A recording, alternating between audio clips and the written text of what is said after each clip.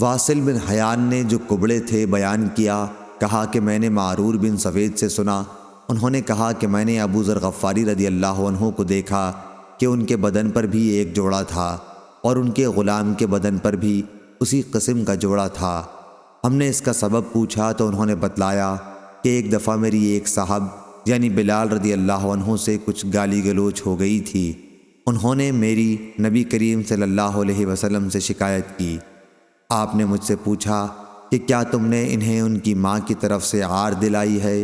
پھر آپ نے فرمایا تمہارے غلام بھی تمہارے بھائی ہیں، اگرچہ اللہ تعالیٰ نے انہیں تمہاری ماتحتی میں دے رکھا ہے، اس لیے جس کا بھی کوئی بھائی اس کے قبضے میں ہو اسے وہی کھلائے جو وہ خود کھاتا ہے، اور وہی پہنائے جو وہ خود پہنتا ہے، اور ان پر ان کی طاقت سے زیادہ بوجھ نہ ڈالے، لیکن اگر ان کی طاقت سے زیادہ بوجھ ڈالو تو پھر ان کی خود مدد بھی کر دیا کرو۔